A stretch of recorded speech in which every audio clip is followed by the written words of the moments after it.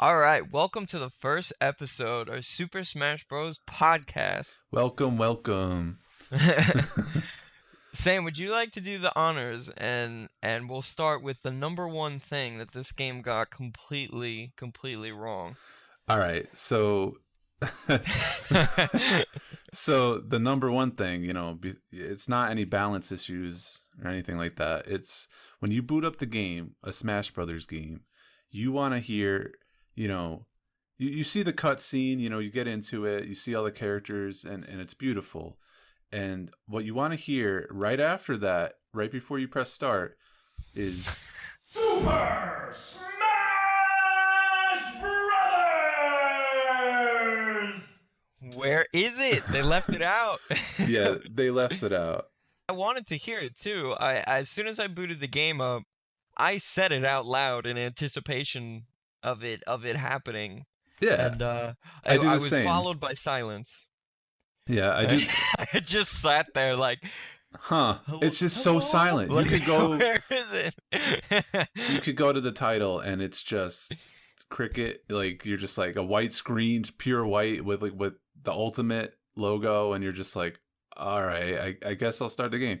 And then the music's kicking in. That main theme doesn't stop. Like it just permeates the entire game, which is fine. It's catchy. It's good. It's great. They give you your little how to play. Yeah. Even that is like welcome. I love seeing that. That was in the previous titles as well. And obviously we know how to play Smash a little bit, by now. But it's still. I just like seeing it. There's something welcoming about it. It's just like, oh, okay. Yeah, it's just so I think it's just ironic because it's like the biggest one yet, and then like the opening is just like such a whimper. It's like it's like hey, press A to play, I guess. Like, but once you get into it, fire. You don't get out. No, you don't get out. You're in. You're in. We don't hate the game. The game No. is amazing. Yeah, it's so ultimate. good. Ultimate. When I was playing like since this morning, like just trying to find like things that I had wanted to really stress and talk about, and I think the biggest thing about this game is like holy shit, it's big. Like you wouldn't, usually like Smash Bros, I can remember specifically Brawl, not just even the original or Melee, but Brawl mostly, which that came out in 2008, I believe. When that was like the first story mode that I have fresh in my mind, to play the story mode and, unlocking the characters as you go was like part of the story. I remember there were some exceptions, like you had Wolf, you had to go back after you beat a level and then go through like a door. So what I'm trying to say is that, you run right through it. It's not necessarily difficult. There's no challenge. It's basically just like brawl all these enemies that, they kind of throw at you. But when I started up the adventure, I don't think I completely understood when they had first introduced it what this like World of Light was gonna be until I started to get my ass kicked, and I'm like, why? What is like these crazy battles? And then it's like, you kind of realize, I started to figure out how to use the primaries, the spirits, and all that. And damn, I think I have about, just in that mode, because classics my shit, so I was doing more of that. But just that mode, I have like almost 10 hours in, and I feel like I did a little bit. Like I feel like I did none of it so far. Yeah. And you have a lot more in it than I do so far in that particular mode. The whole map is unlocked. I just checked how many spirits I had, and it's about 400 something, and there's like 1,000 something, like apparently. Yeah. And I was just like, wait. I was like, I have the whole map unlocked. Like, where's that other? Yeah, like where are the rest? Because I believe it has some secret area. I don't know if I consider them secret areas. Oh yeah, they're like. But it's gotta be, right? It's sub like, areas. Yeah, like little sub areas. They feel like you found something. Yeah, it's always a surprise. I feel like they didn't delve into cutscenes and here and there. They delve into, look at this map and all of the spirits have some kind of representation, like even if it's a joke or something. Like for instance, they had just one I can recall is they had Buzz from Earthbound, and he's notoriously like the guy that comes to you in the beginning of the game. He's this little bee, and he tells you about the future and how, you know, everything's bleak and it's just apocalyptic, and like he's here to warn you. And then he gets spoiler, he gets fucking owned by brutally murdered by the neighbor. Yeah. So like when you start that fight, it's like he's, you know, right, I know right away, you should know right away that it's a one-hit kill, and it's Done. just a joke, and it's funny, like it's well done. I always find it hilarious when you do fights and you know, like Sigma from Mega Man X like is Ganondorf with a laser sword, and you're like, yeah, pretty much, like it works. Yeah, I'll take it. Yeah, I mean, I like a lot about World of Light. It's actually one of the first things I jumped into, because when I think of what I want to do in a Smash Brothers game, play forever. At least, yeah, initially, it's something that will keep me playing for a long time. And at least initially, while I'm unlocking the characters and this and that, I don't want to just go to Smash mode and go to like stock or like whatever the method is to get them quickly and just like die a million times or sudden death or however you do it. I just want to play something substantial, and for you it's classic mode, and I find that substantial as well. But I just went like in the other corner of the game and was like, I'm going to hang out here, and I immediately enjoyed the strategic element of the spirit cards, the primary and the support, and the different meanings. And there is meaning and there isn't.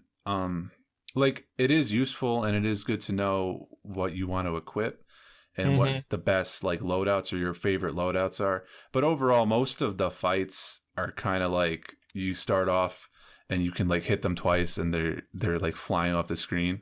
So that's so random too. Yeah, that's the only thing I dislike about it. Like it's kind of padded a little with that. I like it when there's like that, let's say like 3-star battles and up.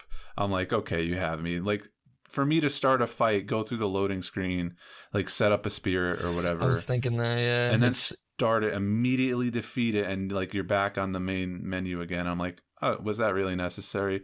You know, it pads out the hours that I'm playing, because I have like 16 hours in World of Light on normal, and I have the whole map like done. I didn't really like waste time or anything. I just kept doing fight after fight after fight, and I'm enjoying it. It's just, you know, now that you can reflect, and you know the mode is huge. Like it's what you would want out of a no, definitely a single player type thing. And you know, there's reasons why it's not like Subspace Emissary with the cutscenes and the production value and stuff like that. It's only a little bit, you know, and they have bosses in World of Light, but it's not too many, but it's still really cool when they're there. So overall, I like it a lot. I have very little to dislike about it.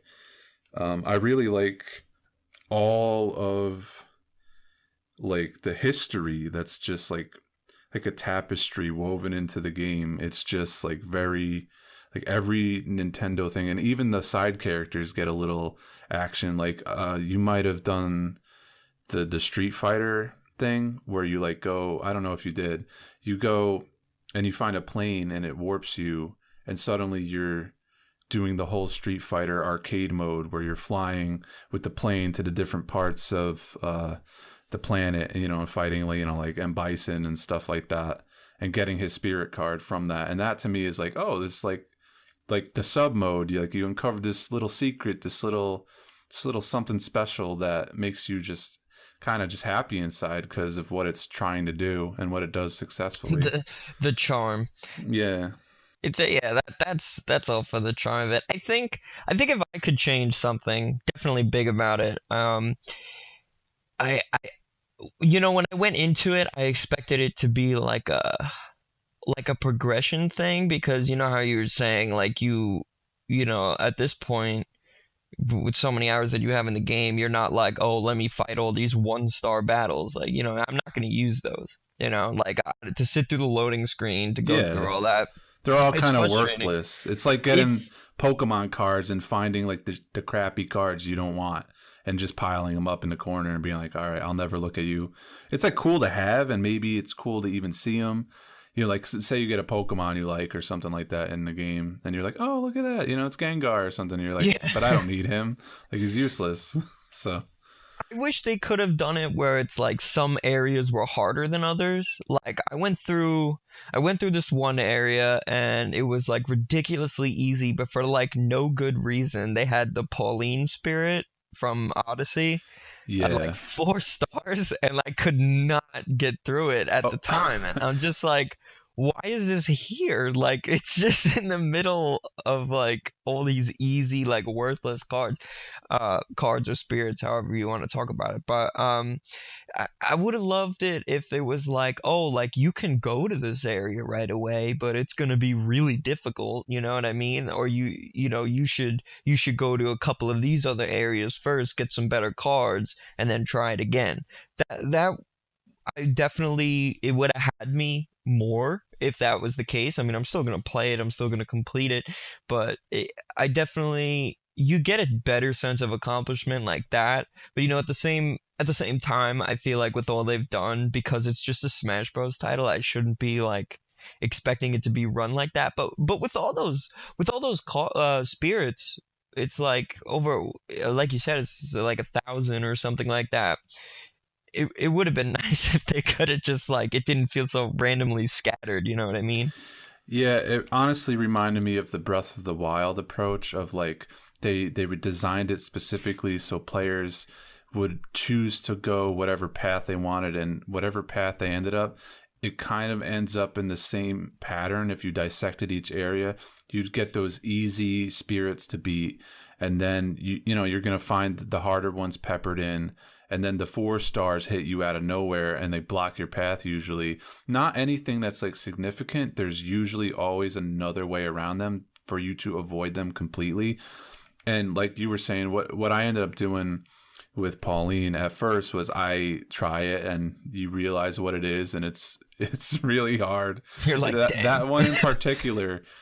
Early on, you remember the ones that like block you right. Early on, there was one that gives you the ability to turn metal for the startup of the match. I found that battle initially. Yeah, that's a good one to have. I always have that one on. Yeah, and that battle for me at first was a little tough, and I left it there. Out of all the other ones, I felt like that area, that was the one, like the hard one.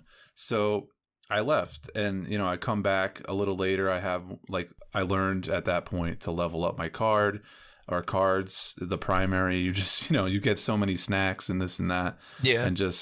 And then as the game opens up, you have the different you like the dojo you unlock. You could put like up to 4 cards and let them level up on their own, or exploration, they level up a little bit and they go get you just some just items and spirit money or whatever it is, and you end up like getting a ton of resources, so you can just level up and become incredibly strong to the point where when you go back to the fight, even something like Pauline, it becomes almost trivial, whereas initially it was like nigh impossible. And I find that some of those require you to cheese them a little or figure out a way to end it like right away. And if you don't, you're pretty screwed. And I think they know that. Like, I mean, anything can happen in Smash. Like, you could figure out a way to beat them or use a card that's like I know there's a super armor card where it makes you incredibly strong. Like, no one's going to knock you around, and that could be abused. But what I'm saying is you could start a fight and you're like, I can't beat this. Like Pauline, and then you could start it, and somehow through some random circumstance they could just miss like a jump and fall down, and you just get a victory out of nowhere. Yeah, and you're just like, well, all right. Yeah, like, I guess I'll take this card now. Yeah. I like the harder ones, but there's like a level between difficult and just like dumb hard, like they're trolling you. Like they're just fucking with me. Yeah, and there's a spectrum. It goes like we were saying, like the easy ones where it's a guaranteed win. Like it's almost like it's almost like a little joke and then you're moving on. And then there's the hard ones where, like for instance, there was a Mega Man one. It was it was Dr. Wily, and you had to fight 8 metal Mega Mans, 2 at a time. And then Dr. Mario would come in as a replacement for Dr. Wily.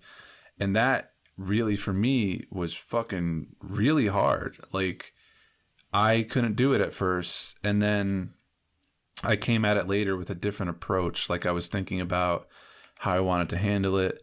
And you end up getting upgrades, like to beat metal guys easier, and get more stamina and stuff like that. And then when I came back, I beat it, like, immediately. So I was just like, oh, okay, like that's a decent challenge. That's something I thought was like on the level of Pauline, where it was like, how am I going to overcome this one? How am I going to beat this? Like, this seems legitimately hard. And yeah, because some of them can be just straight up cheap, and I think sometimes what can be really misleading is that a lot of the times they'll tell you like, oh, you're at a spirit disadvantage, like, are you sure you want to still fight? And yeah, most of the time I don't even look at what the thing is. I'm just like, just let me fight, like, just let me in, and then you kick ass, and then you do that like 5 times, and then you get to like the 6th time, and it's like you didn't last like a second. You just get destroyed. You get too comfortable in that. Right. Interesting point about being at a disadvantage. I like you, I just keep, most of the time I keep the card on that I like, but I will change it if I realize the fight's hard. But one thing I just wanted to mention that I was kind of messing with today is, because I noticed the power, I have like the Beast Ganon strength card or spirit. That's like my main one. And then I was using Simon, and then I switched back to Link, and I noticed there was like a power difference. And then I realized that, the cards power up based on if they're related to the series. So I don't know if you knew that. I don't know if I even mentioned it. Oh, no, I think this is new for me now, too. It's kind of cool. It makes sense, though. For instance, the Beast Ganon has, like, when you add Link, and even the support cards, if you start adding Zelda characters, there weren't too many I could add consistently. There wasn't anything I found that, at least not yet, that was like, oh, you throw this Zelda support card on, and it's like an immediate attack boost or something. It was usually like fog immunity or something like that, but I noticed it had an impact. I keep calling them cards, but the spirit is on Ganon. The Triforce lights up on the top left of his spirit, and you're like, oh, that's how I noticed it. Between that and the power difference, it's kind of a significant jump. It went from like 13,000 to like 16,000. In overall power. So I was that's like, a good amount, yeah. Damn, like out of nowhere, I was like, oh, that's interesting. Because I was using Simon because he's awesome and he's new, and I was just getting comfortable. And then I went back to Link for one of them, and then it did that, and I was just like, huh. I was like, that's really cool. Like, that's another. They don't mention that, at least as far as I remember from any of those little tutorials. I don't remember them saying that at all. So that's like that's something that's definitely cool to figure out yourself, though. Yeah, and that's like, good. I did it. Yeah, it might be Smash Brothers, but I don't want everything like explained to me.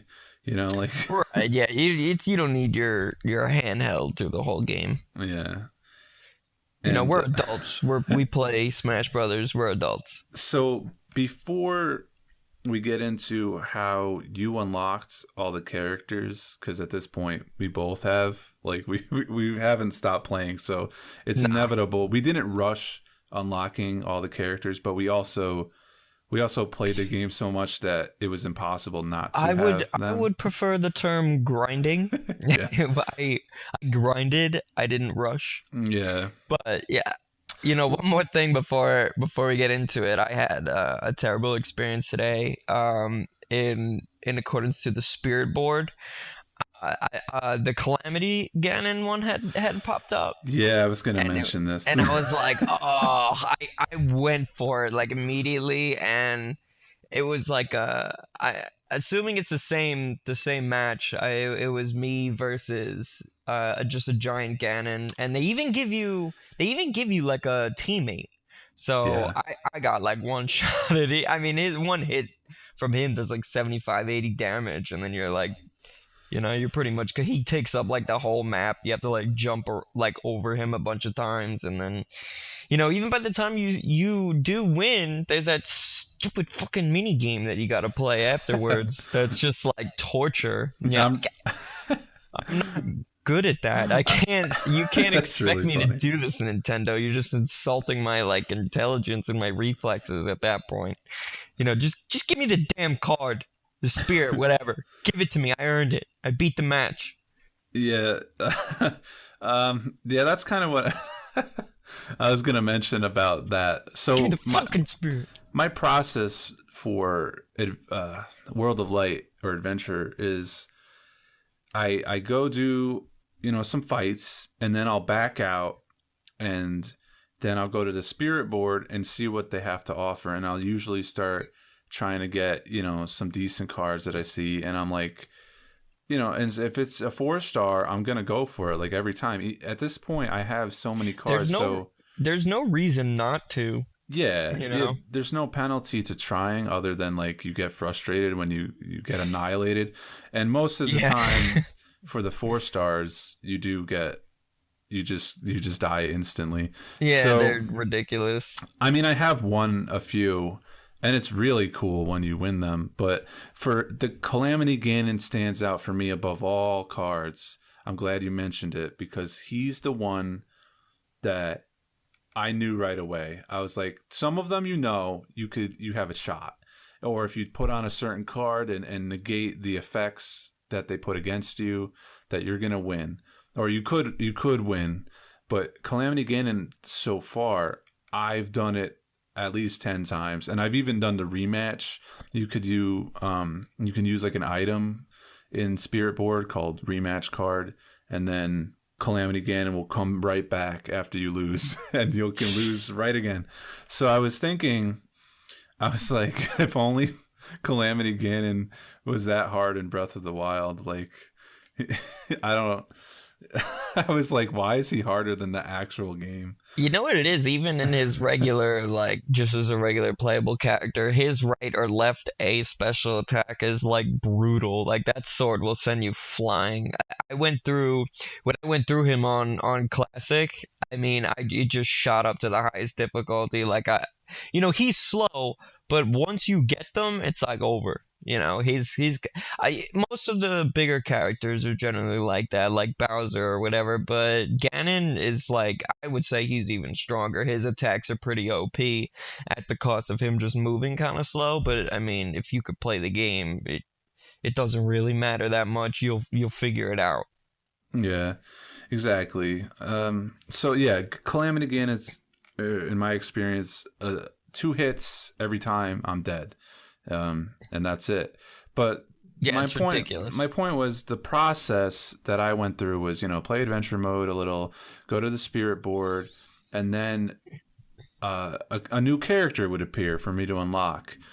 So then I was just getting into a routine, and I think it's on like a 10-minute timer that you would get new characters. So I would kind of keep a conscious note of that while I was playing. I'll be like, oh, it's time to back out of World of Light and go play with the spirit board for a second. Hopefully a new character shows up. And sure enough, it did very often.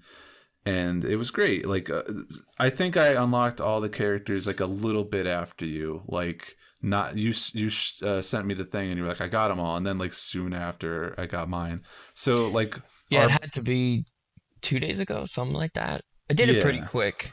Yeah, our methods were like completely different, but the game doesn't really care where you hang out in the game. You're still gonna have a a similar unlocking experience unless you're just trying to unlock them with And the fastest method. I've seen plenty of people on forums who are they're strictly only playing World of Light to unlock all the characters that way, Yeah. which is cool. I think that's a cool way to go about it. But for me, I like to have them all as fast as possible because I like to have people over and play.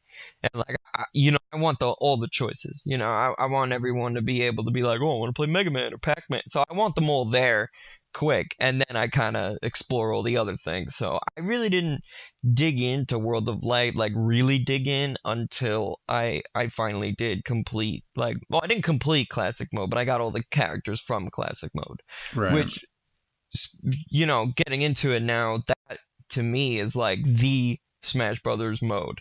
Like that's the game for me, really. That's always been my favorite because since I'm little, that Smash Brothers was the one of the first games I ever had. So I was like 2, maybe 3 years old. So I've been playing it since then on N64, the original Smash Brothers, and that was the game, really.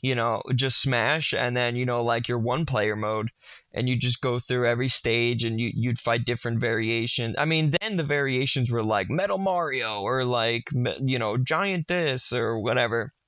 Giant DK and stuff like that.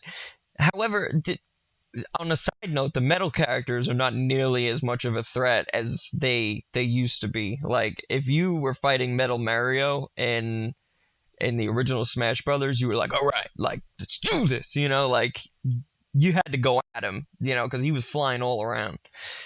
Now it seems like a minor inconvenience. I don't know if it's maybe just No. I know how to deal with it, but I think they like nerfed it down a little bit. Like, it seems like not that big of a deal as it used to be. Yeah, there's less of an impact.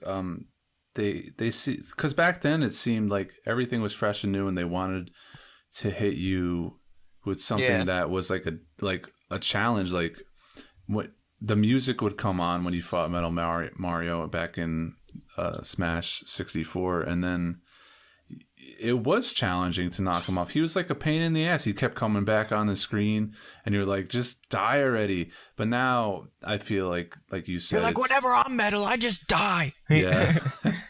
Now it's fine. It's tiny characters, metal characters, giant characters. It's almost like it doesn't matter. Like, the game is easier. It's definitely easier than. I mean, Smash has gotten easier as, like, years ago. Like, it's such a strange concept because it's like it gets easier and it doesn't at the same time because, they always throw something new at you, but, like, at the base of the game, I feel like you don't always have to get the percentage up as much as you used to. You know what I mean? Like, unless I'm just thinking of random made up things, but I'm pretty sure I've been finishing battles like way quicker. No, you're absolutely right. If you're thinking about it from just like the game perspective, not like competitive or casual, like the game itself, like no matter your skill level, is meant to have quick matches that end quickly, and the percentage might go up faster is what it is, and you can critically hit someone I pretty early. Like, I'm pretty sure it's 70, but it might be a little earlier. Yeah, I've done it at 70. It's around that range of, like, once you do that, the match is essentially over. Like, yeah, you could stretch it out. You could get up in the hundreds and this and that if you're running around or shielding and jumping around each other and stuff like that. But basically, it's like one hit away from being over. It's not like the other games where I felt battles dragged out for a while and you had more chances. And of course, that could also depend on your skill level, like how good you are at surviving or this or that, or not getting hit to begin with. But in this game, I feel like everything is more accessible, but it's also meant to be speedy. This is another good point. Even the matches, when they immediately end. Like, there's like that like pause, and it kind of just shows you like the smoke trail of whoever got knocked off the screen, and you're just sitting there. You don't even have that split second to jump, do a taunt or like do a little flip or something funny. So No, they're like next. yeah, exactly. Like, let's keep this moving. And I kind of miss that a little bit from the older ones. I understand they want to streamline and keep things moving, but that to me was part of the charm of it, of like, I don't know, just playing with your friends, and then you're just like, look at that, like a funny face Let me when do he a zooms in. backflip. Yeah, exactly. Because I still, even with World of Light, as soon as a match finishes, I'm like, click the button. I'm like, I want Yeah. to do something cool. But it's like, they really don't give you any time. Yeah, specifically, I remember like with Young Link, you would like drink the milk at the end, and like, or like Kirby would do the little high thing, and she's just waving. So it's like, that's, it's minor. It doesn't really matter, but it's just a little thing. It's kind of like the intro where you're missing, Super Smash Brothers, and it's just like, it's so amazing to hear that. And when it's not there, it's just like, wow, the impact of that is monumental when it's there. It's just Right. kind of like the different topic, but it's like Dragon Ball Z or something. It's just like growing up, when you would hear the song, Rock the Dragon, you would just get into it. Like, it's just like Dragon Ball Z, and then bringing it to like gaming related stuff, hearing Resident Evil and Devil May Cry come to mind, where they say their titles. It's not exactly as like grand as Smash Brothers, but as far as like how they say the name, but just hearing the title is something special. You expect it, Yeah, you expect it, and you come to say it yourself, and and you come to enjoy it a lot. Like, it's part of the experience. So, overall, you have more experience right now, speaking of that, is in classic mode. I haven't played it. Definitely need to point out one thing that I miss from throwing it back to the original Smash Brothers. Throughout time, they've seemed to like not get rid of the bonus rounds, but like dumb them down completely.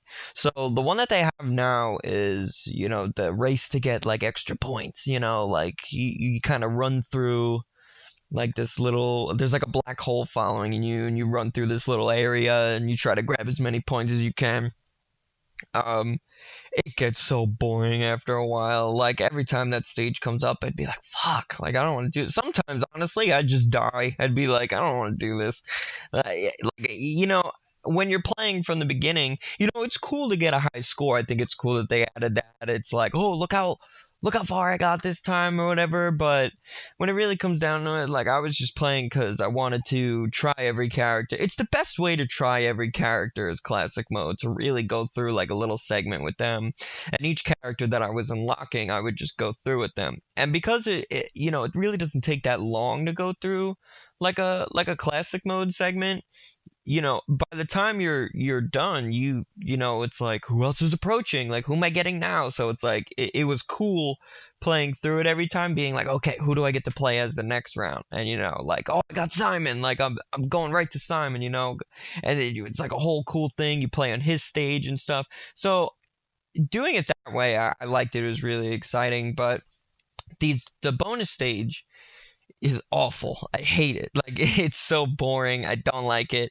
In the original Smash Brothers, I know you had 3 bonus rounds, and they were like scattered throughout. It was you had break the targets, where like depending on what character you were playing as, it could be really easy or really difficult. I remember if you were playing as like Pikachu, you could just kind of like shoot them, or like if you were Samus, you could shoot the ones that were kind of hard to jump over to. If say you were like Mario or something.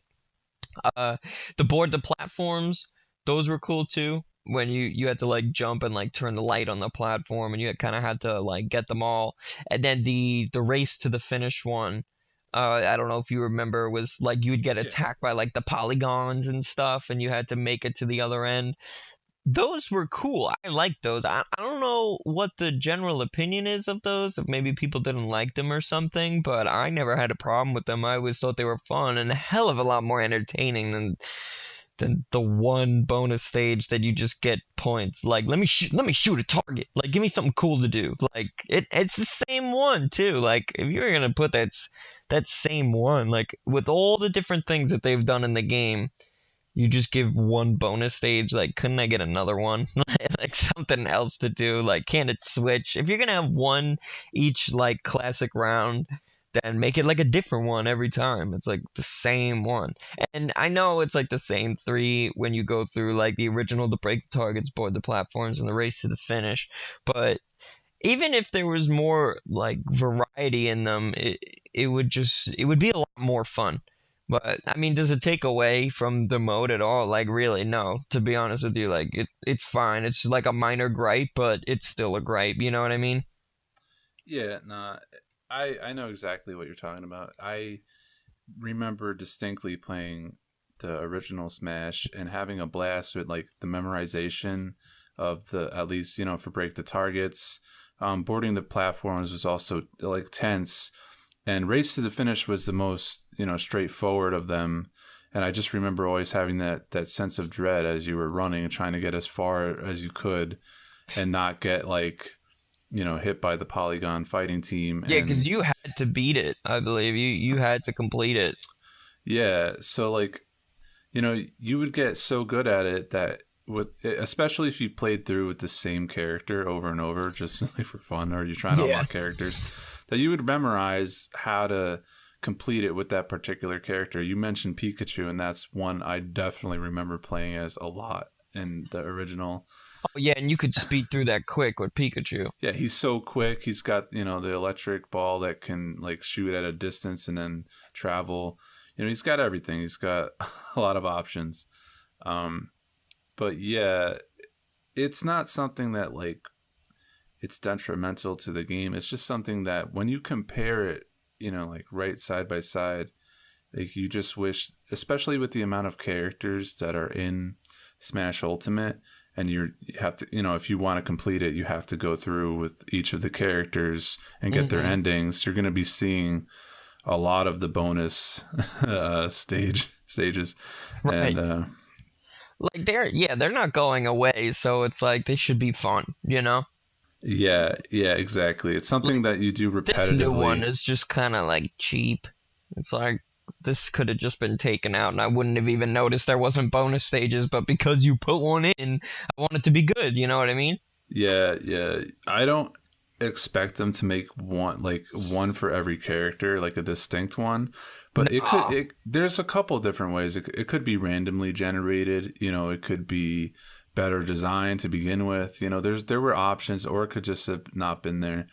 But like to have it as it is, and obviously it's subjective, but I agree with you. So like if it's good or not, I don't really like it.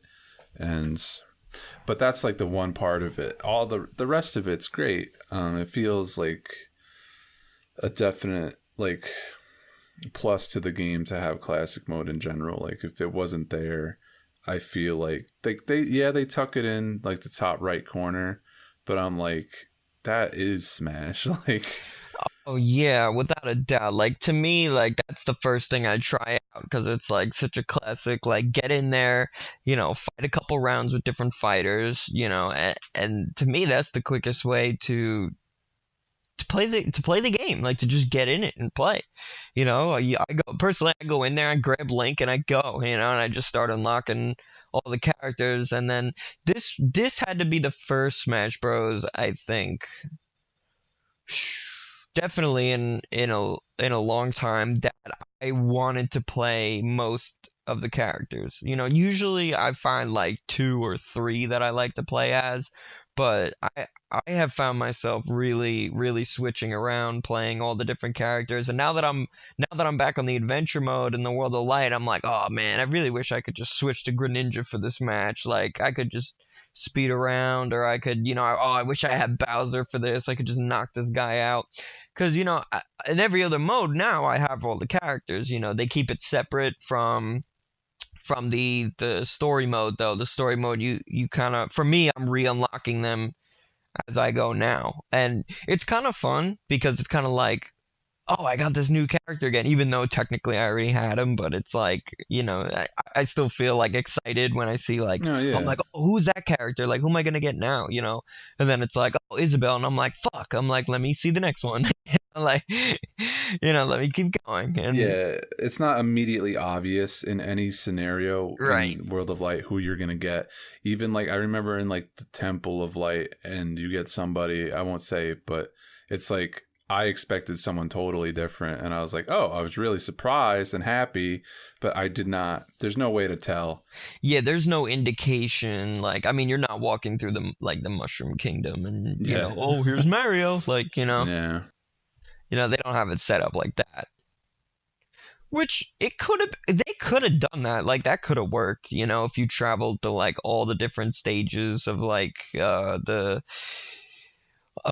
characters, like home worlds and such, that could have been done. That would have been cool. But I mean, the way they did it, it's pretty original. Like the whole setup that they got going on there. Like I know they had like a little racing section, and that's where I expected to find Captain Falcon, and I didn't. Like I believe he was somewhere else. Yeah. But yeah, he is. Yeah, he's not in that little section. I forgot who I got, but wasn't him. Yeah. That's a perfect point. While I'm playing World of Light, I have a lot of guys, but the whole design philosophy around how they want you to experience characters and play as new characters and branch out a little bit is good, because why would they tweak and painstakingly like make all of these guys have their own move sets and their own things, pros and cons and things for you to discover about them, and then have you not even try them? I feel like the game encourages you, even when you unlock them outside of World of Light, it encourages you to try them out and branch out a little bit. And I fully agree with that. And I used to do what you would do. You just pick whoever you like gravitate to, and now it's just like there's a whole slew of characters that are pretty much viable. Like there's a lot more that are, even like if you get into the competitive scene and you see like what people think of as tiers, the top tier characters, there's a wide amount at this stage in the game for you to pick, and I feel like that's good. Like usually it doesn't go well. They don't usually like, they'll probably like nerf a lot of the characters and make them worse, rather than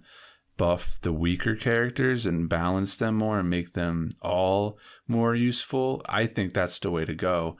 But history says, for Smash anyways, that Nintendo doesn't handle it that way. No. And that's what it is. It's just, I think fans hope for more with that, but we kind of know what we're getting. But the point is it's better like than it has been. And no, because the newer characters definitely they pack a punch. Like like I said, I find myself using them. Like Simon Belmont is like, he looks like a cool character to play as, and he is a cool character to play as. Yeah. And it's like, even like the Echo Fighters, like Ken and Richter, like when I got them, I was like, oh, I gotta try them, even though like I know the moveset, like it's exactly the same, but it's like it feels different because I'm looking at a different character. So it's like, I've seen some people call it like a cheap way to get more characters in, but to me, it's welcome. Like, go for it. Like, I agree. I like to play as Ryu and Ken. I don't care if it's like they're kind of the same, but it's like they come from the same series. They have a history together. Like like let's do it up. Like, give me more characters. I'd rather have more characters than less, to be honest with you. That's exactly what I've been thinking the whole time as you've been talking about this. I'm thinking, well, a picture Ryu and no Ken, it's just Ryu. It's like, all right, like, but if you're like, hey, Ken's in too, you could pick him, because people have preferences, and people like Ken more than Ryu. Who doesn't want to do Ryu versus Ken?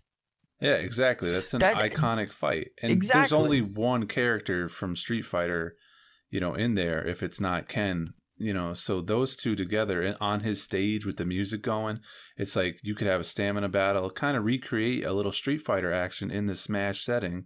Let And me tell have you something. That was like the coolest shit ever because, you know, another thing that's just great about classic mode, which I've seen, is when you play through it, depending on what character you pick, they know who to set you up with, you know? Like you play as Link and then the final boss is like a fucking beast skin and like it's nuts, you know? They Yeah. they go all out.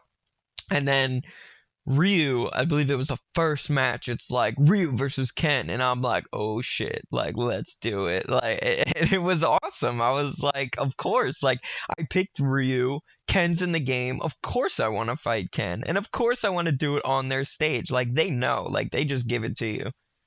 Yeah, exactly. The iconic, you know, matchups, all of the representation is given respect and Yeah, detail. you know Mario and Bowser, and then he goes into Giga Bowser, and it's just awesome.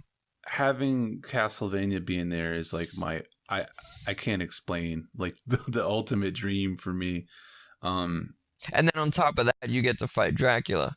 Yeah, exactly. So like having his stage, having the amount of music for Castlevania that they did compared to like Final Fantasy, where it's like a few tracks. I mean, you unlock tracks, but like the initial vibe for me was like they love Castlevania over there. Like they really wanted to do it up, and they did it incredibly well. And having Richter and Simon together, like they're, from what I can tell, they're exactly the same. They're, you know, strictly Echo Fighters. It's not like Dark Samus, where Dark Samus has, you know, some different animations and this and that.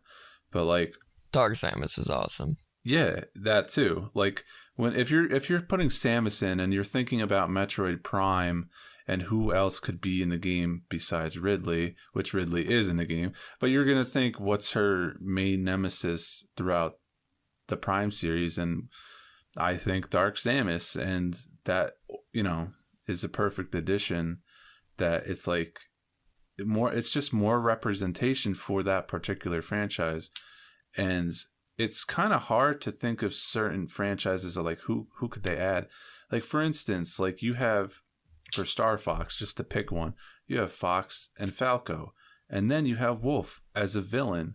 You could have added the rest of the Star Fox team. You know, you could have, as Echo Fighters or whatever, or just kind of slightly different. You could also have more Star Wolf team, you know, like, but they don't need to. So it's like they don't overdo it either. You know, it's like people that complain about having Ken. There's only one guy from Street Fighter if Ken's not in. So it's like, don't, you know, they could have added more and I would have actually liked it. They could have added M. Bison, and having Bison in it, it's just like, there's your villain character for that franchise. But for the third party characters, they're not really like, you know, going ham on it. They're just like, here's a couple guys or one character, like Bayonetta just gets the one. But then, Or Solid Snake. yeah, exactly. You're not getting like a whole slew of Metal Gear characters either. So it's like, it's just kind of dumb. To me, more characters is better always. Like, it doesn't take away anything. Like, I don't care how big that character select screen it gets. Like, it's welcome to me. And it's Smash Brothers. They don't add anything distastefully, I feel. Like, yeah, No. they have, like, joke characters, I feel, like Pichu or something. But now Pichu is, you know, viable. He has some moves now. No, And- yeah, I was reading up on people who are like really starting to favor him now. Yeah, exactly. Like yeah, he has some tricks up his sleeve now, whereas before he was just kind of like a strict joke character, I feel. And I always thought, like, I like Pichu, he's cute, you know, of course. But like as a fighter, you're like, why would you pick him? Yeah, why would you play as him? But then it's like, why make him as a character anyway? Exactly. So like even having some, you know, like Jigglypuff, I remember early on nobody really picking an early like OG Smash, you know, and things like that. And I just think like having more characters is fine. Just do what they're doing now. Just make them viable or tweak them, make something about them special so that if you played them, they'd be like a niche character that like could pull out. If you could pull it off, you could pull out some sick moves on somebody and catch them off guard, because most people probably pick the popular characters or the high tier characters they see online, or, you know, from the best players or whatever, or even what they're used to as their mains. And like right now, I've been seeing a lot of people wonder how to counter either K. Rool or Simon or this or that. You know, I'm just like, great. Like, maybe it's one of those oddball characters, you know? I know Isabel is sick. Like, okay, so you know K. Rool fucking character, Jesus Christ. If I die to Isabel one more time, it's the fucking fishing pole. It's the fucking fishing pole. Why does it reach the whole map? So that's what I'm getting at. The whole fucking map. So like her moves, you know, like K. Rool can throw his crown, right? Isabel can snatch that up for the whole match, like if she gets it. She can also snatch up Simon's holy water and keep it. And like, yeah, it's not, you know, she doesn't keep the cross or the axe, but still the ability to do that, that's a, you know, a counter in itself. And as you know, right when I mentioned her name, you're just like, oh my God, that character. And yeah, it's like, you know, historically Isabel is just very popular, like a very popular Animal Crossing character. So the fact that she's in the game is fantastic, you know, for more Animal Crossing representation. But to have her be useful is another thing entirely. And I just kind of love to hate on it, you know, because it's like, God damn that character. Like, what the fuck? And like I saw, it's like, you know, I saw when I was going through the World of Light, and I actually just unlocked her like an hour ago, and I saw her come up. I was like, fuck. I was like, I don't want to do this. I just fucking like hid in the corner and like shot arrows for like 20 minutes until I got her. Even then, there's no guarantees. Dude, I had to re-challenge her like twice because she just kept the fucking fishing pole. The fucking fishing pole. It sucks. For anyone who doesn't know, it's her grab move. Like, but there's no hiding. She will get you with it. She will get you. It's fucking ridiculous. Oh my God. I loved her in Animal Crossing. She's like my nemesis in this game. And you know, the fact that they could have put a spin on her like that and make her, you know, like this twist on this innocent, you know, adoring character, I find hilarious. You know, just like the villager. No, it is. Because remember, if you look at the trailer, her trailer for being in the game, where she's like afraid to be in Smash Bros. She's like, I don't want to do it, and then she's fucking like whooping my ass. What the fuck is that about? Yeah, it's just I hilarious. haven't personally played as her yet, but I mean, I'm pretty sure I could beat Calamity Ganon if I do that. Yeah, first try. Like you'll see. Just use the fishing pole, just like in Ocarina of Time. Yeah, in Twilight Princess. Oh yeah, you could do it there too. Yeah, in Twilight, I did that first in Twilight Princess. I played Ocarina of Time later, so no, that was he just stares at it. Could you? You know what? Has anyone done that? Like, I wonder if that's real. If anyone's tried the fishing pole against Ganondorf, I would explode. So we should try that right after this. After this, we're gonna have to try that. So re-challenging, I forgot I wanted to say that before. That was in Wii U. I don't recall that being a Wii U feature. Or 3DS. I honestly do not remember the re-challenge opponents being. I'm gonna say no. I'm gonna say no. Yeah.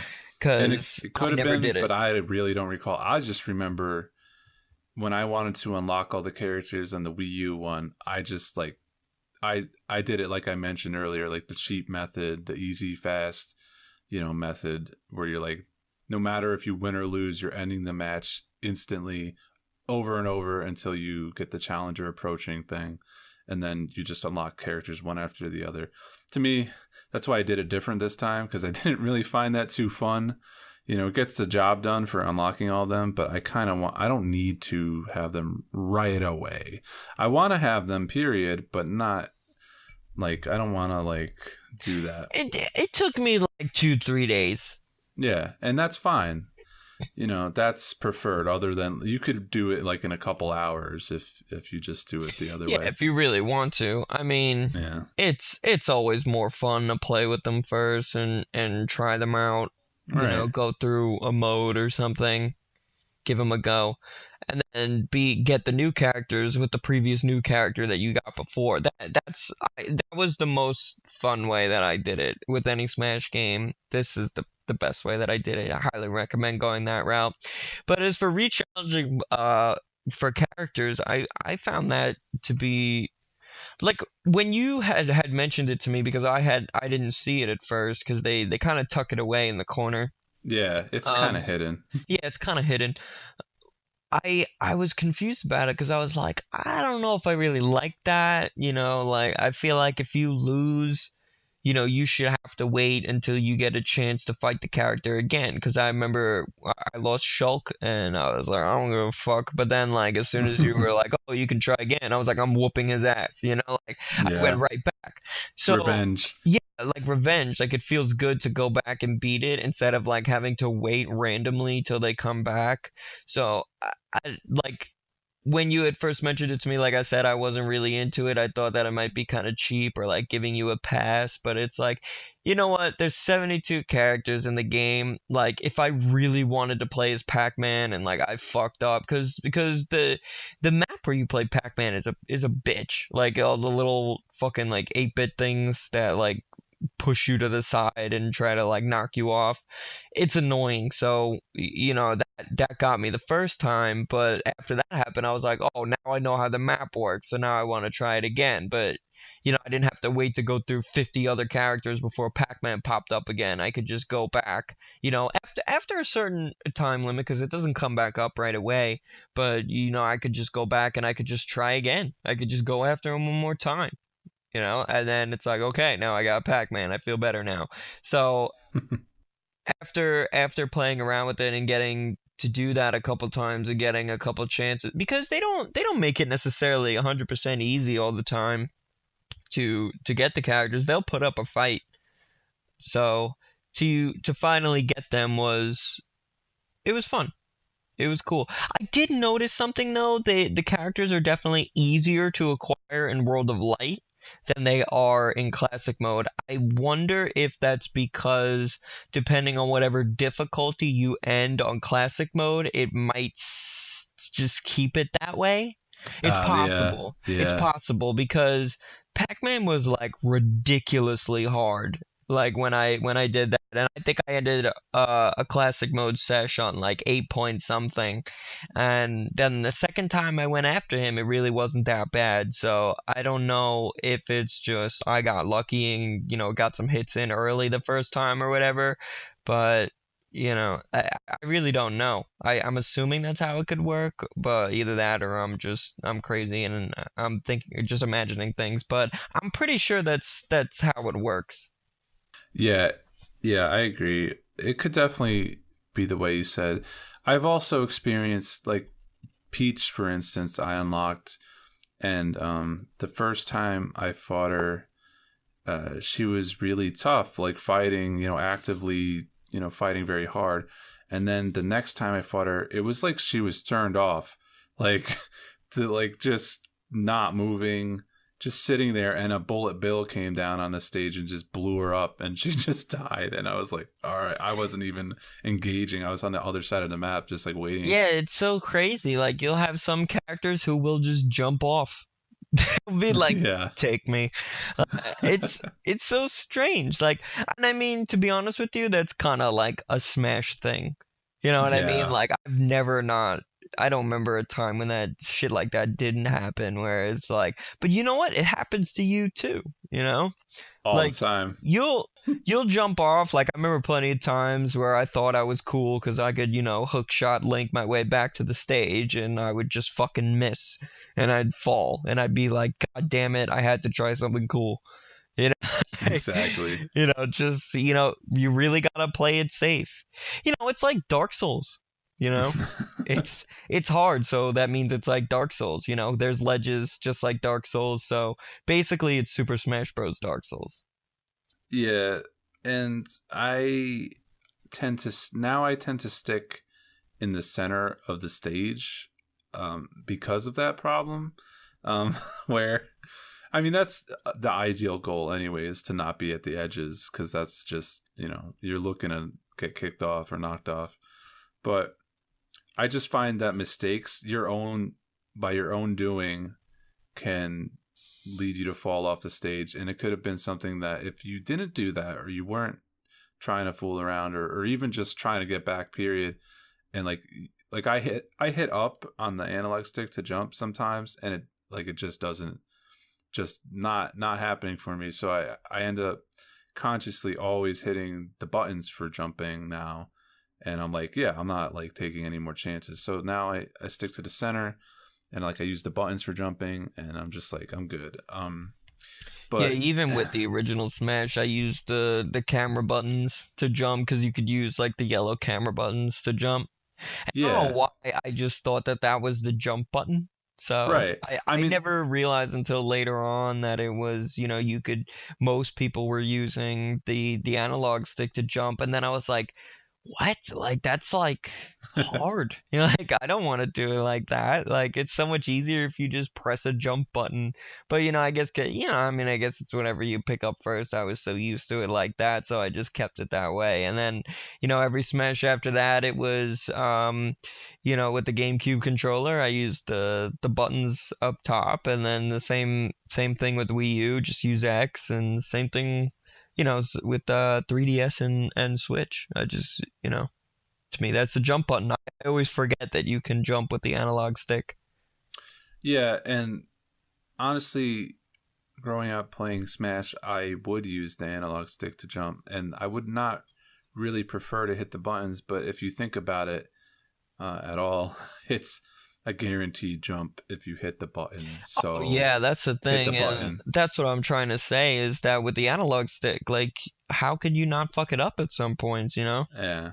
Like you're most likely going to at some point. Because sometimes you get disoriented. You're like, oh, I'm pushing up, and then you're like, oh no, I was pushing to like the right too much, a little bit. Like I didn't realize what I was doing. Classic move is to be falling with Link, and then you throw the boomerang instead of jumping, and you're just like, oh man. And then you just hello darkness, my old friend. You just watch yourself like, yeah.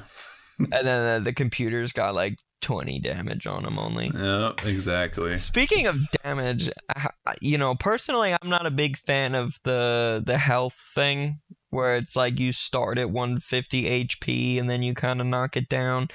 I know that's kind of been around, but I feel like it's been really pushed more lately, and I don't know. I feel like it shouldn't be really in there too much. I prefer, because what makes Smash is that it's not health. It's not a fighting game with health in it. It's you get your percentage up and you try to knock your opponent off the stage. So when the objective to me is to knock my character's HP and not send him flying off the stage, like whenever I win one of those matches and the character just falls down in front of me and dies, I'm like, oh, I won. Yeah. Like, I feel like the skill of the game is just keep your shield up and get those cheap hits in until you knock them down. You don't want to take any risks.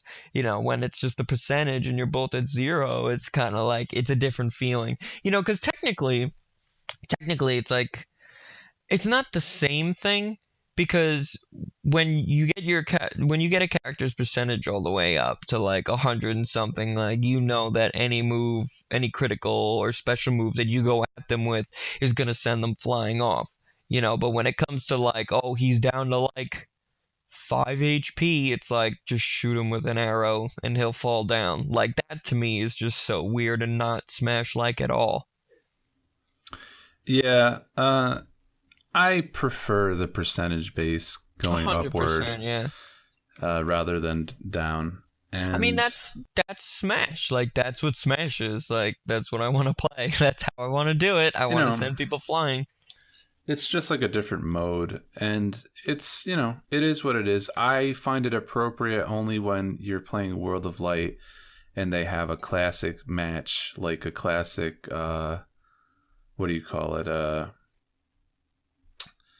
Like if it's a Mega Man fight or if it's a Street Fighter fight, it makes sense that there'd be health as an homage to those games being health based, Right. and you know what they're trying to do, and it's welcome. Yeah, it's okay. I mean, it's a cool homage, but at the same time, if they didn't do it, I would not give a shit. Like, it would make Yeah, no difference to it's me. fine. Like, just having the characters together is what makes it cool, you know? It does, yeah. It doesn't for me. It's not like it makes sense. Is all. It's not like It this definitely is makes sense. I better. see why they do it. I'm just not Uh, like all for it.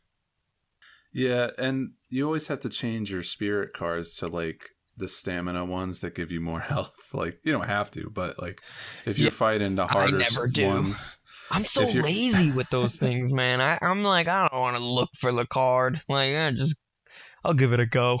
the worst thing about it is when you could do recommended cards or like autofill. Trash. They always They fuck me over. never fill it right. And that's fine, like you have to do it yourself, but what the hell is the point? Like it really does not help you out. Yeah, that option shouldn't even be there, even if it did work. Like, you would assume that, that they would want you to figure it out, you know? But I guess because you get, like, so many friggin' cards, like, they kind of give you a hand there, but they don't at the same time. Like, there was one. The first time I had tried it, I had tried a match and then I had lost, and then I was like, oh, you could do like a recommended, like that should help me figure out like what spirits I should be using, and then I died even quicker the next time. So because it'll pick like one that's like level 1 and you're like, okay, I see what you mean, but I'm gonna get destroyed. Like, I can't use this thing. Like I have to level it up, and I don't want to level that up for anything other than this fight, so I'm not gonna waste the snacks that I got. Like, that's ridiculous. Yeah, exactly. To waste my snacks. You don't mess with a man's snacks.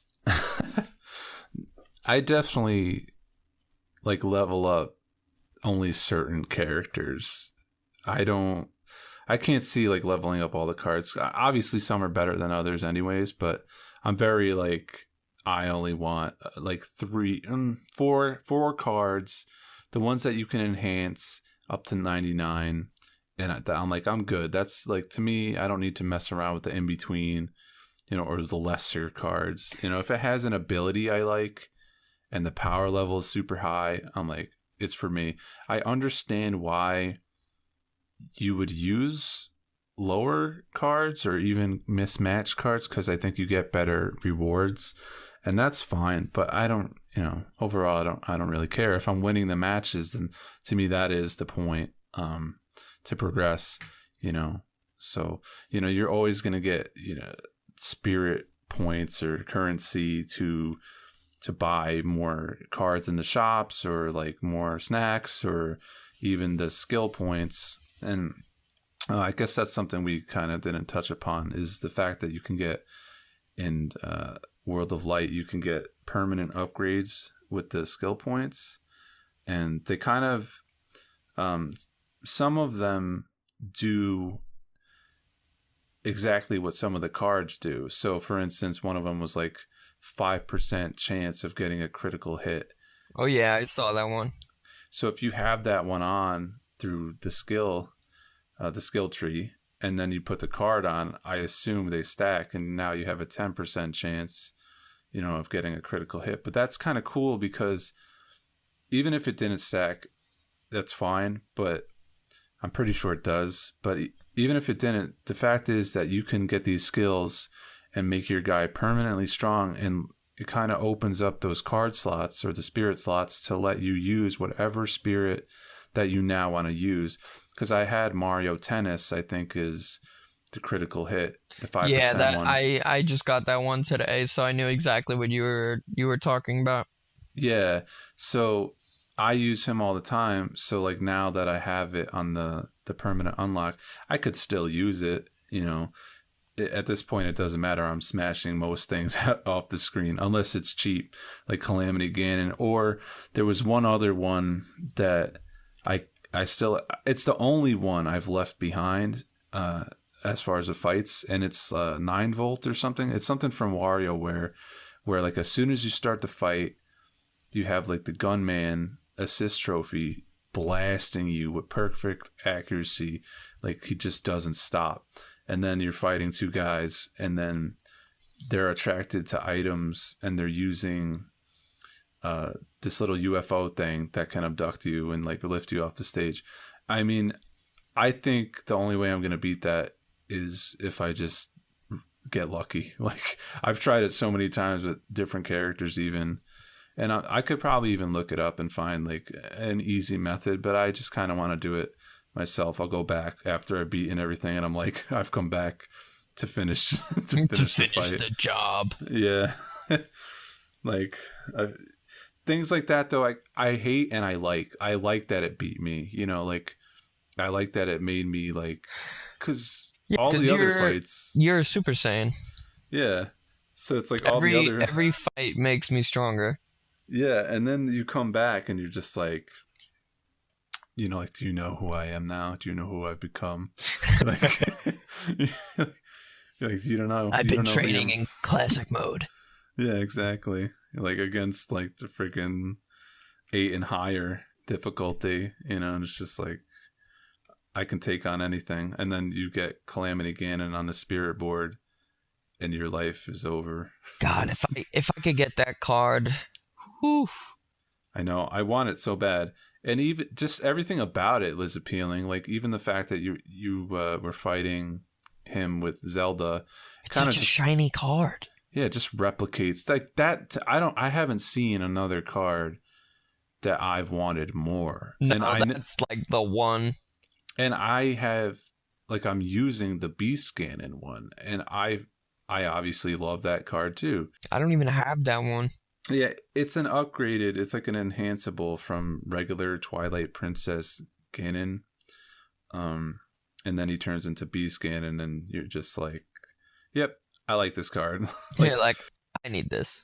Yeah, but I mean, I've seen other legendary cards or spirits that I want or I like most of them are appealing in some way. They usually don't make them, they're usually special. It's kind of like finding a shiny Pokemon card, right? You know, you're just like, ooh, like that one. Ooh, I want that. Yeah, you know, especially if it's a neutral, the neutral you know, power where I feel usually to me are just a little more appealing to have a good one on the side just in case. Like they are. I think I got the smaller spirit for the slots. The fee one, it increases all the neutral like attacks and stuff. I found it to be pretty efficient so far. It's worked for me. Yeah, and then I mean, that's the spirit board is something like I'll jump in the game and then just see, you know, it's on a timer and then they'll kind of disappear and new cards will show up. And that's something like I find appealing, like collecting all those cards. And it's not even like you're going to use most of them, but it's just like the fact that there's no trophies in the game now for you to like look at and see little bits of trivia and information about, you know, the whole history of Smash and or just all the characters. And they usually put like interesting trophies in the previous Smash games that you would never have thought they would put in, but they show love to all angles of, you know, any game's history. So to me, that's now replaced in the cards, like having Ness's father as a card being the telephone. The phone. Yeah, that's just hilarious and true to the game. And like you want to see something as quirky and true as that, and be like, if you didn't know what it was, I guess, maybe you'll learn. But, that's part of it too. It's about exposure. The whole series obviously is about bringing all characters from Nintendo together. I wouldn't even be surprised if, with all the Castlevania love, if they somehow bring some sort of resurgence to Castlevania, because the way they did Simon and Richter and their own stages and the Dracula fight is just so cool. I can't imagine that there's not people out there who are like, yo, what is this from? You know what I mean? Yeah, exactly. And they definitely know right now, at least there's, Castlevania on Netflix, and it's got the first season is on Blu-ray now.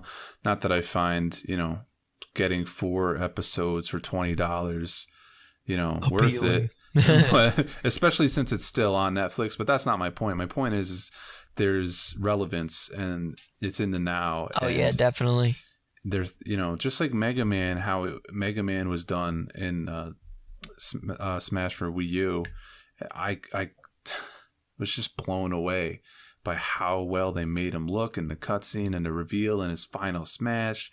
And he was as good as dead, gaming wise at that point. But like Nintendo showed him all the love, and now he's back with Mega Man 11 in some weird show, and but he's back. Like it's not like they had Mega Man show up in that game and then Capcom was just like, okay, that's cool that you did that, but we're not gonna make any more Mega Man stuff. Now he's been like, showing up. So like, I want to see a Castlevania thing show up, because of this. I want them to use the IP. I don't want it to go stagnant. Obviously, things like Bayonetta 3's coming out, Street Fighter's always, there's always going to be another one. So, yeah. There's no worries there. I'm trying to think of the other characters that are in it. Like, oh yeah, like even Ridley, Ridley showed up in the recent Metroid game on 3DS, and Ridley will probably show up again, like in Prime 4 or something, so like, having those characters show up and they're given love, it's like, never thought I could do Pac-Man versus Ridley. Yeah, exactly. Like that too is those are magic. Which seeing Pac-Man always moments. Reminds me. I'm like, Pac-Man World 2 is the shit. Like, let me get another one of those. No, those games are great. Like, those games are great. I don't understand. They just let him die. Like he really could be great if. Most of the character love that I've seen where it's like Mega Man or Simon or Pac-Man, like any quote-unquote dead characters, every time I see, with the game like Smash Bros, when they get kind of thrown in there, I'm always like, just let Nintendo make one. You know what I mean? Like, I get that feeling. It's like, just let Nintendo make a Pac-Man game. It'll be lit. Like, just let them make a platforming Pac-Man game. They'll knock it out of the park. Let them make... a Castlevania, they'll kill it, because they obviously, and I remember the whole joke with the Wii U Mega Man reveal was like, after all this time, Nintendo showed more love to Mega Man in like 5 minutes than fucking Capcom has in years. And like you said, they kind of, they got up their asses. They made, now Mega Man's, I wouldn't say he's back in full swing. It's not like how he used to be, but he's back. Fans of Mega Man have more Mega Man to play, like they're hype about it, and that's a good thing. Yeah, no, for sure. And I mean, I fully agree with the fact that, if you look at it this way, Nintendo has been oddly giving out their IPs to different people, and it usually has positive to mixed results, or just bad. But I think it should be the other way around. I think people should be coming to Nintendo and say, hey, we want you to work on this IP, and we know you would do it extremely well and show extreme respect for it, and have people that would on your teams that grew up playing those games and would be incredibly excited. You know how anybody would be like excited to work on a Nintendo game? Look at Ubisoft working on Mario Rabbids. You know, like I thought their relationship with Ubisoft was pretty much dead. I actually thought it was different. From what I've always seen, they always showed up in some way, even when other people didn't. And I've been kind of watching their relationship foster a little bit. I can understand how you would think otherwise, but like they've been growing closer and closer. And as of the recent years, you know, now they have that collaboration with the Rabbids game, but then they had the what was the Atlas game, you know, like the Starlink with the toys and Star Fox. They've had Rayman on Nintendo. They've had Assassin's Creed, but then, you know, as it went on, they, you know, with the whole Wii U thing, Ubisoft was like one of the biggest backers for it, and then they just kind of like slowly stepped away from it, and I think that's why I kind of got the impression that they just kind of shied away from Nintendo as a whole. Yeah, I could see what you're saying. But, you know, also, I mean, I don't know. They don't always put out the best stuff anyways. Nah. But my thing is especially like, as of late. My thing is like Mario Rabbids, the people working on it are hardcore Nintendo fans. They're extremely excited and honored. You got Grant Kirkhope, you know, working on the music, and he's just blown away that they asked him to make a Mario game. And, you know, you know, what do you do with that information or that honor or that opportunity? And he knocked it out of the park is what he did. But it's also like, you know, people at Nintendo probably feel the same way about those classics like Mega Man and Castlevania. To me, like those are iconic, like powerhouse IPs that have kind of gone a little wayward or wayside, and they get the honor of like bringing them back. Yeah, and they clearly know what it's all about. And they clearly know how to reveal them too. Yes. They go hard with the reveals. That's always like the best part leading up to a Smash game is, you know, they make it really exciting. Having K. Rool show up after they've had a couple Donkey Kong Country games with like original bosses and characters and having the lack of the K. Rool and Crocodile presence, to me, having him be in Smash and just showing like after all this time, like you could show him the ultimate love. I feel like it's extremely important to the franchise's history and where they came from, and to ignore it. You know, I understand licensing and this and that, but Microsoft and Nintendo seem to be having a decent relationship too. I mean, Microsoft seems like they want to be buddy-buddy with anybody they can, but they seem to have like a more friendly approach, you know, like, and they want to work with Nintendo on certain things. And I could see how they would be very welcoming to be like, yeah, Rare, you know, you guys, you know, you can mess with K. Rool, or they probably didn't even have to ask. So that's not the point. The point is like they did it and they know where it comes from, and you know, they know that they probably know the history between them and the split, and that's why they would avoid using K. Rool in any newer game. But the fact that he's in Smash is just like, there's something really nice about that. Like, no, it's their way of showing love to the character. Yeah. Like Nintendo always finds a way. You know, unless you're talking about Earthbound, then they'll just ignore you. Yeah. Yeah, that's a different topic. That's a whole nother story. Yeah, it's like, fuck you. Basically, from both sides. Oh, yeah.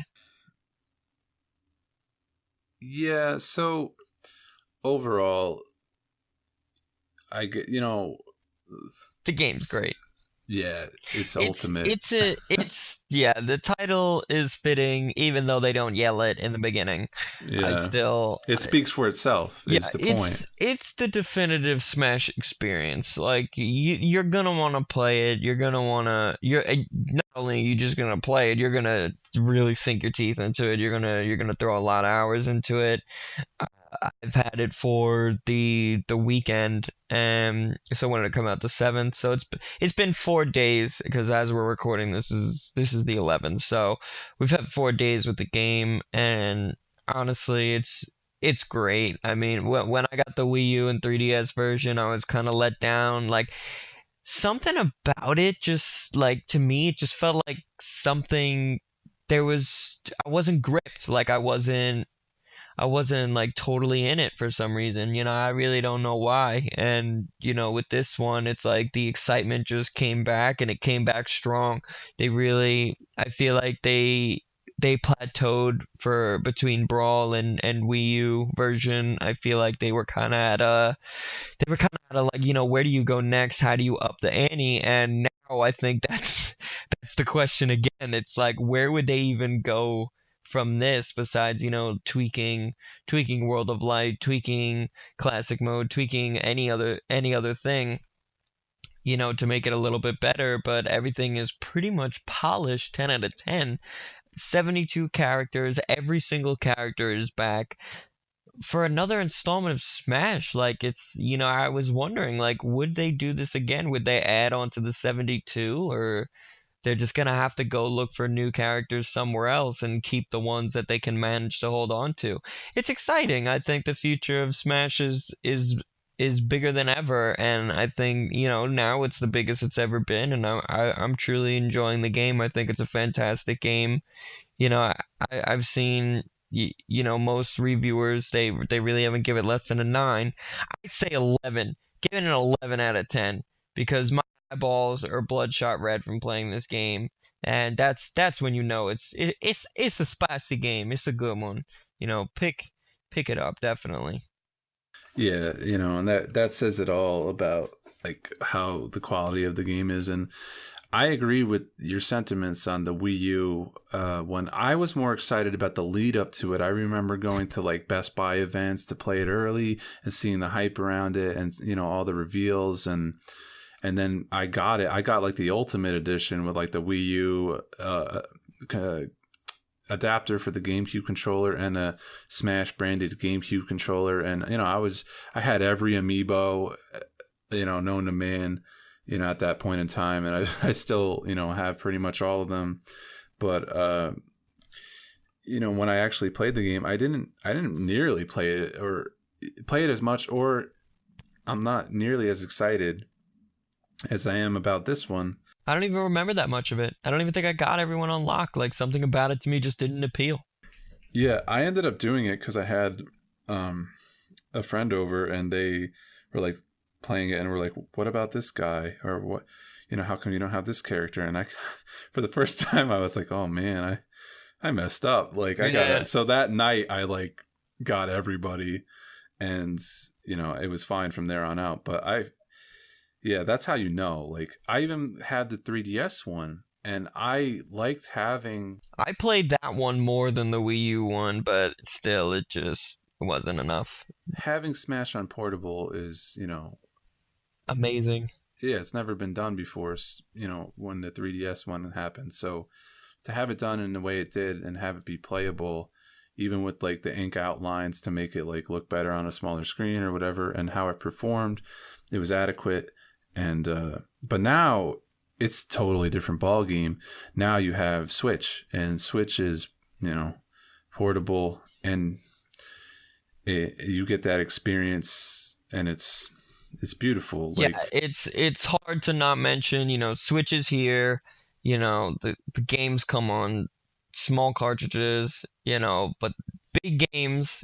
You got the Souls on there. You got this massive Zelda game. You got, now you have Smash Bros. And every game that you get, it's like, I can pick this up and go with it. Like, that's the best part. So, the Wii U and the 3DS have really combined, and I think, most so far the titles have really been benefiting from being on Switch. They really have. And Smash is most certainly no exception. I find it just as fun to play portable as I do on my giant beautiful TV screen. Like, it doesn't make a difference to me how I play it. I'm playing. You know, I really enjoy it. So I'm gonna wrap up what I think.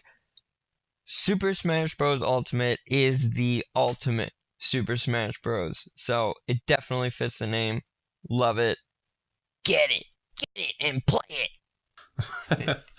Yeah, I'll wrap up with I just agree with everything you said. So I obviously get it, play it. It's something that I went into as a long time Nintendo fan and just gamer as something I knew I would pick up, but not necessarily something that I thought I was going to be into. I thought, oh, it's Smash, like I've played that before, and I didn't think I would be excited for it. And I was thoroughly blown away, and everything was, my reaction is very positive. I would always respect, that it was a well-made game and this and that, but my motivation to play it in the previous couple entries, it hasn't been there, and now it's there in full force, and I feel like this game is totally polished. Back and better than ever. Yeah, it's complete. It's a complete experience. It's on modern hardware. It's on the go. You can, there's more to come with, some DLC characters, and, they'll probably be accompanied by stages and, more music and maybe spirit cards and this and that. And one thing I want to end up on is as of today, I read that Sakurai said the next Smash Brothers game he hopes doesn't come for another 10 years. When would he work on another one? And I laughed at that because I was like, yeah, right.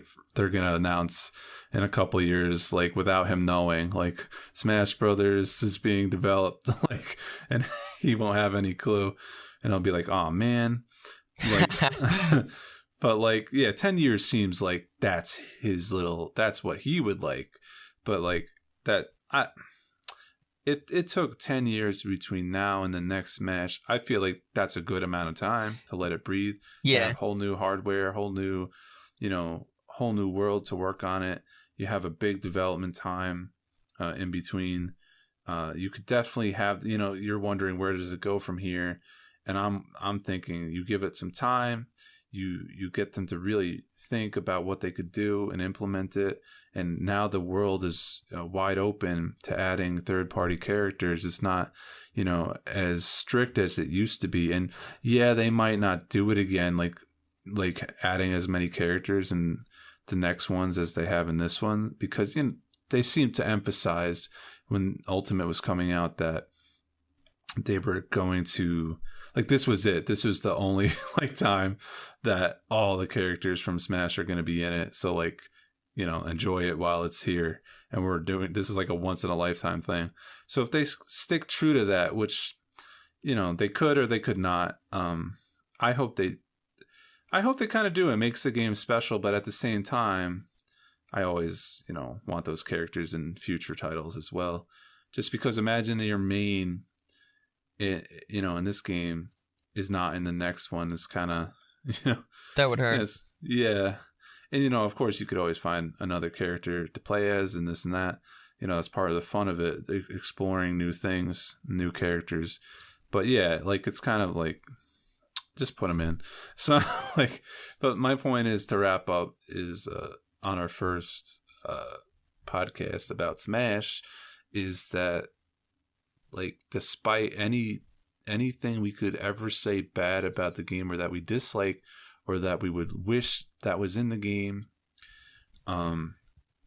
it doesn't really hold any candle to the bright flame that is what the game actually is in positives. The pros vastly outweigh the cons, and people are agreed. Yeah, people are bitching about input lag and the online. I don't care. No, I mean, neither. The online is always going to be what it is for Nintendo. You got to know what that is, and what that is not very good. You got to know that. You got to accept it. What you can accept is that go over your friend's house like they want you to. play Smash over there. Find somebody, go to a local, event at your local comic shop or something if they're playing, or like a tournament or event or some Comic-Con or anything where they're, people gathering and playing games like this, together in a room, a LAN setting or just a single switch with the game. And like, that's where you're going to get your experience, the best multiplayer experience. Online is not the way to go. I wish it was. Like, I'm not saying I don't wish it was better. It's a reality that it's not. Like, right. You just have to accept it. You can complain until they fix it, especially since there's a paid subscription for it now. But it's like, you got to know, if you've been around long enough with Nintendo, you got to know that some things you're just not going to get, and you have to really appreciate what you do have, and kind of maybe, like I was saying, like, just go along with what they want. Their whole philosophy is that you sit down with your friends or, your siblings or something and play together in the same room with them and have that, that experience. That's what it's all about. That's what most Nintendo multiplayer games have always been about until recently, where you could play online, and they, like Splatoon is pretty decent, when it comes to online. There's obviously issues, but it's mostly good. But I'm just saying, like, I wouldn't be too upset about it. And the input lag thing, it's like, what are you going to do? Just try to, use a GameCube controller if you care about input lag, or find, research it yourself or look online, and I'm sure people have done scientific and unscientific testing on every single controller option and seeing what the best is. But the point is for me, if I can press the buttons and they do what I want them to do, for the most part, like, I haven't had any issues beyond my own me play. Neither. Yeah, it's like anything that I'm having issues on, it's my fault. Like, I'm not good enough. I got to get better at the game. And that's okay. And I've even thought about using other controllers just to see if there was any difference. And that's fine. It's good to, like, experiment. But overall, everything works. It's not like it doesn't work. You could be minute and nitpick any aspect of that, but it's like the game's solid. Yeah, exactly. So I guess that's where we'll end it. I'm not exactly sure what we'll cover next, but I'm sure it'll be something gaming related, and it'll be awesome. Something gaming related, something Marvel related, Star Wars related, Dragon Ball related. Just stay tuned. Definitely. We're in this. But no, go for it, Sam. I was going to say, anything we talk about, you can guarantee that we have a bit of history in. We're not like the ultimate masters of the topic, but we definitely have a decent grasp of what we're saying, and we could talk about it for a very, very long time. Like, for instance, we planned on talking about Smash Ultimate for about an hour, but it extended quite a bit, and I think we could keep going and going. So, I mean, that's good. That's just going to have to play the game for yourself. Yeah, that's all we have to say. Like, it could have been summed up with just go play it, but like, there's so much to unpack once you actually have played it, and like, you sit down with your buddy and you talk about it. So, But we definitely want to thank anyone that had listened to us, and if there's anyone, I like hearing other people's opinions, seeing what they think about it. So I'm glad that someone, anyone would listen to what we have to say, because, we're passionate about it. We love this stuff. So we hope, we hope your opinions are the same as ours in the fact that you enjoy and love the game. And if you don't, I'm sorry that you're weird. Well, yeah, if you don't enjoy this game, maybe you don't enjoy this type of thing, or maybe you find it, boring. Maybe you don't have someone to play with, that's usually what it is. Yeah. But either way, however you feel about it, we would like to know, and it's okay. Just don't be dicks about it, because we wouldn't do that. You might even be asking a lot there.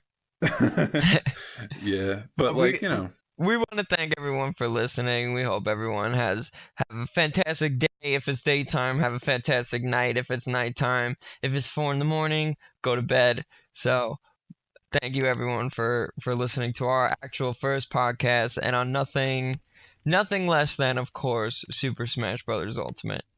yeah, thank you very much. Yeah, your sentiments exactly. Thank everyone for listening, and yeah, stay tuned